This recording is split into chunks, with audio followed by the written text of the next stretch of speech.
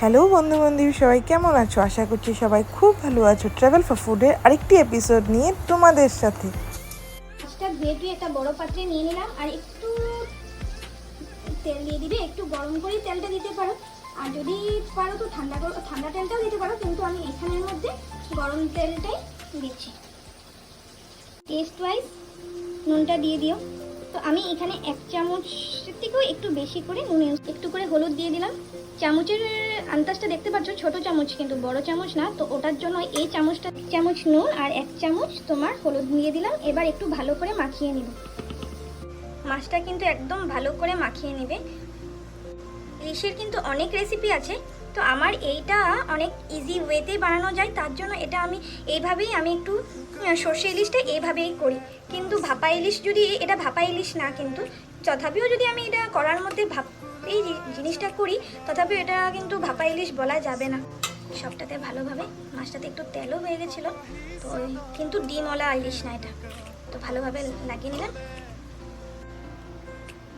আজকে একটা সহজ পদ্ধতিতে তোমাদের সাথে ইলিশের রেসিপি শেয়ার করবো বলে ভাবছি, চলো দেখতে থাকো। একটু বেশি করে তেল দিয়ে দিলাম, তেলটা গরম হয়ে গেছে, তো আস্তে আস্তে এবার পেঁয়াজটা দিয়ে দিলাম।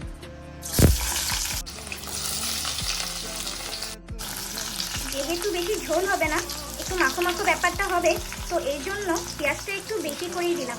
তোমরা আন্দাজটা বুঝেই দিও। পেঁয়াজটা এবার ভালো করে ভেজে নেব। একটু ভাজা হয়েই গেছে, নুন দিয়ে দিলাম, হলুদের গুঁড়াও দিয়ে দিলাম। ভালো করে এবার নেড়ে চেড়ে নিই ভালোভাবে। কিন্তু পেঁয়াজটা একদম লাল লাল করেই বলতে পারো, একদম কড়া ভাজাটা করিনি, একটু হালকা হালকা ভাজা করে সরষেটা দিয়ে দিলাম।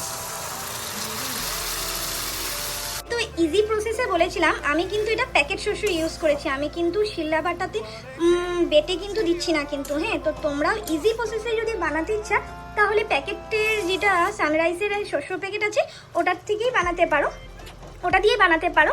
আর যদি শিলেতে বেটে তোমাদের ইচ্ছে করে বা সময় আছে যদি, ওটাতেও করতে পারো, তাতে কিন্তু অসুবিধা নেই। কি যেহেতু আমি অফিস থেকে এসে আর ইচ্ছে করছে না ওইভাবে শিলে বাটাতে বেটে করার, তার জন্য আমি একদম ইজি প্রসেসেই তোমাদের কিন্তু আজকে বানানোটা দেখাচ্ছি।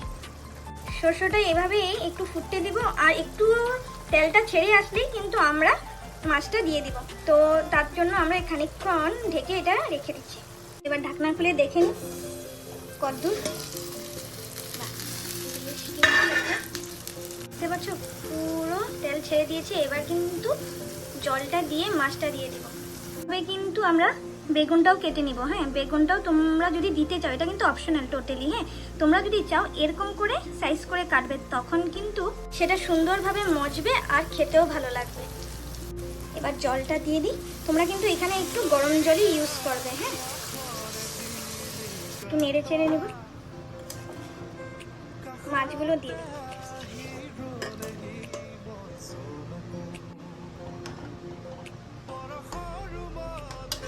কাঁচা লঙ্কা দিয়ে দিলাম। বেগুনটাও কিন্তু এই সমটাতেই দিয়ে দিলাম সিম্পল ভাবে। তো তোমরা এভাবে বানালে কিন্তু খুব ইজি ওয়েতে, কারণ অফিস থেকে এসে যাদের রান্না করতে একদম ইচ্ছে করে না, কিন্তু খেতে ইচ্ছা করে, এইভাবে কিন্তু কিছু মেনু খেতে ইচ্ছা করে, তো তাদের বলছি তোমরা কিন্তু এইভাবে বানাতে পারো। কিন্তু সম্পূর্ণ রান্নাটা এইভাবেই চেপে একদম কম স্টিমে কিন্তু করবে। ঢাকনাটা খুলে 10-15 মিনিট পর তোমরা কিন্তু দেখে নিও কেমনটা হচ্ছে। বেশ জলটা একটু শুকিয়ে এসেছে।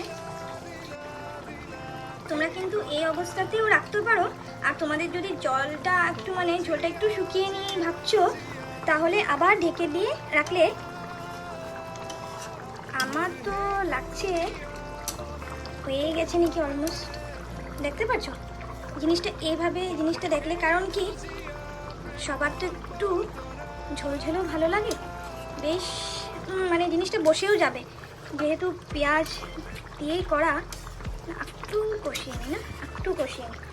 তোমরাও এরভাবে আমার মতন কনফিউজড হও নাকি, একটু চাপা একটু রাখি তো তাহলে কমেন্টের মাধ্যমে বলবে তো আমাকে।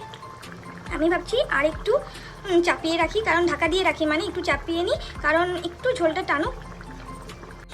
আজকে শস্য ইলিশ পুরোপুরিভাবে রেডি হয়ে গেল। তোমাদের ফুল ভিডিওটি দেখে কেমন লাগলো কমেন্টের মাধ্যমে জানাতে একদম ভুলো না। স্মেলটা কিন্তু দুর্দান্ত বের হয়েছিল, মানে একদম সামনের থেকে না হলে বুঝতে পারবে না। তো আজকের জন্য আসছি, অন্য একদিন আরেকটা ভিডিও নিয়ে দেখা হবে।